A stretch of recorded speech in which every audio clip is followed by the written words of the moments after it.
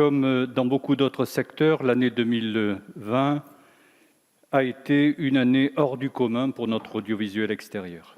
Comme je l'avais rappelé l'année dernière dans cet hémicycle, les opérateurs de notre audiovisuel extérieur, France Médias Monde et TV5 Monde, ont dû adapter leur mode de fonctionnement et assurer la protection de leurs collaborateurs tout en continuant à répondre à leur mission d'information particulièrement cruciale en ces temps de crise qui peuvent favoriser la désinformation.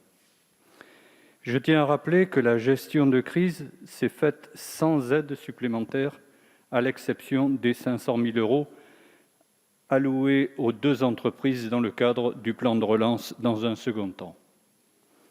En outre, la crise est intervenue dans un contexte déjà contraint budgétairement pour notre audiovisuel extérieur.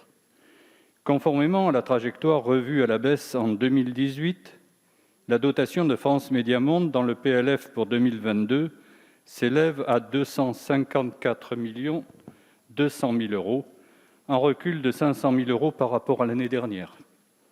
Et celle de TV5 Monde s'élève à 76 170 000 €, montant stabilisé après un recul de plus d'1 million d'euros.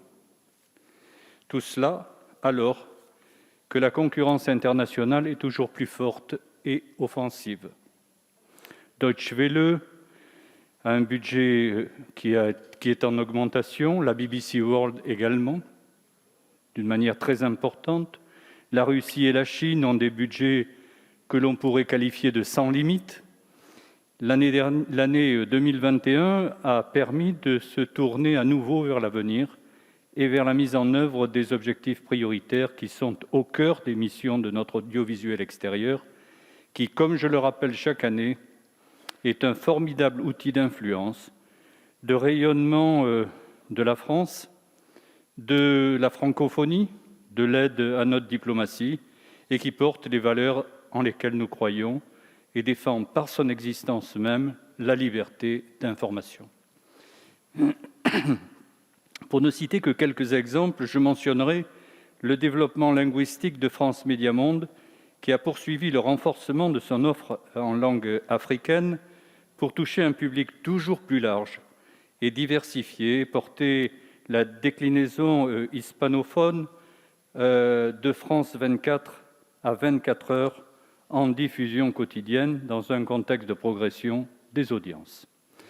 En Amérique latine, la demande de France reste forte malgré un déclin du français que nous pouvons encore enrayer si nous nous en donnons les moyens.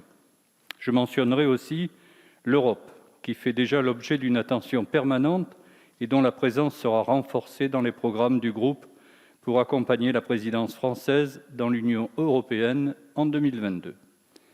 Pour TV5 Monde, 2021 aura été marqué par la présidence française de la chaîne, par la montée en puissance du plan stratégique 2021-2024, qui vise notamment à faire de TV5 Monde la chaîne de la planète, par une sensibilisation accrue des publics aux enjeux environnementaux. Je souhaiterais finir en abordant un problème crucial dont la résolution se fait toujours attendre: l'avenir du financement de notre audiovisuel public. Remis en question par la disparition progressive de la taxe d'habitation et par l'évolution des usages. Madame la ministre, il est urgent que des réponses soient apportées.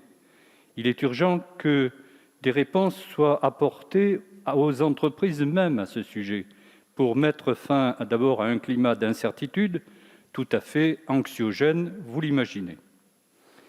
Il est impératif d'exclure la piste de la budgétarisation qui ne permettrait pas à l'audiovisuel public de disposer d'un financement pérenne et affecté, pourtant élément fondateur de l'indépendance des sociétés. Pour notre audiovisuel extérieur, il s'agit d'une question vitale qui met en jeu sa crédibilité à l'étranger, à l'heure où la bataille de l'influence fait rage dans le monde. Malgré les succès rencontrés par notre audiovisuel extérieur, je ne peux donc que voter contre ces crédits qui ne sont pas à la hauteur des enjeux et des ambitions portées par notre audiovisuel extérieur Je vous en remercie. Je vous remercie, Monsieur David. Nous passons